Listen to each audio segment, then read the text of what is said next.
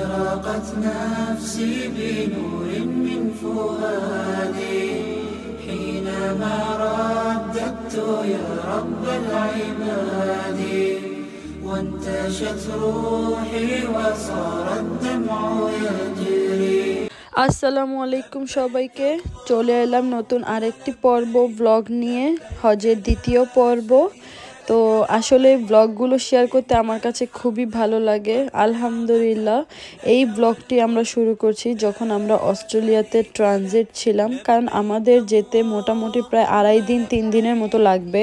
ভেঙে ভেঙে যেতে হবে 4 দেশ মিলে। তো প্রথমে যেহেতু আমরা নিউজিল্যান্ড থাকি, নিউজিল্যান্ড থেকে আমাকে অস্ট্রেলিয়াতে থাকতে হবে প্রায় 13.5 ঘন্টা 14 ঘন্টার মতো। তো 10 ঘন্টার জন্য আমাদের একটি হোটেল বুক করা ছিল এখানেই মেলবোর্নে। তো আলহামদুলিল্লাহ আমরা খুব সকালবেলা যেহেতু ভোরে রওনা দিয়েছিলাম, 2-2.5 ঘন্টার মধ্যেই আমরা পৌঁছে যাই অস্ট্রেলিয়া মেলবোর্নে।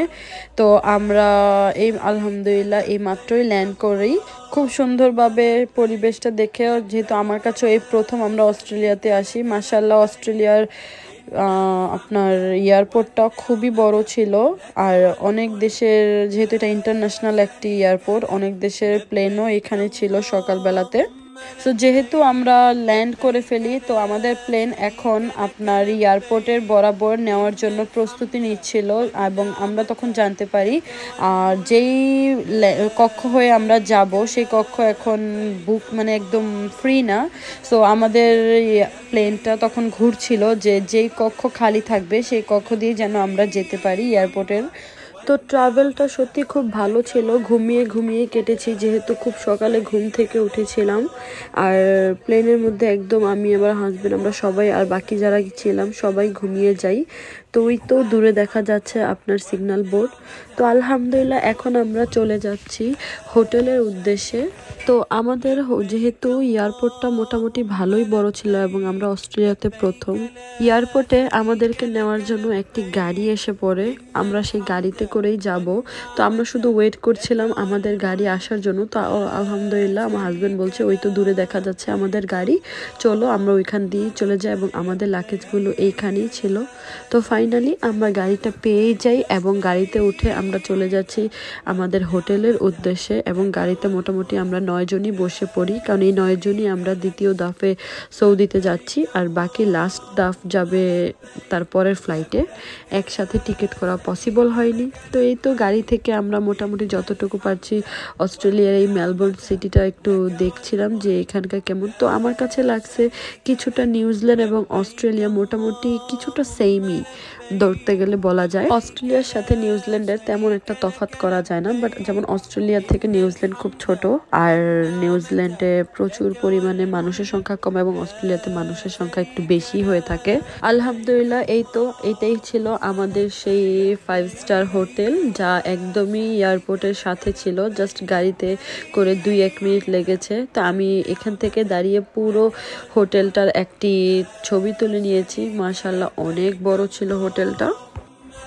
হোটেলে আসার পরেই আমি সাইডে যখন ভিডিও করে দিচ্ছিলাম, তখনই দেখলাম আমার হাজব্যান্ড এবং বাকি সিস্টাররা সবাই আমাদের লাগেজগুলো একটি ট্রলিতে করে কার্বন করে দিচ্ছে, যেহেতু আমাদের একা এই লাগেজগুলো উঠানো সম্ভব না। তো এখানকার যে স্টাফ আছে ওরা এগুলো ওপরে আমাদের হোটেলের রুমে দিয়ে যাবে। তো ফাইনালি আমরা আমাদের প্রায় 10 ঘন্টার জন্য এই হোটেলটা পেয়ে যাই।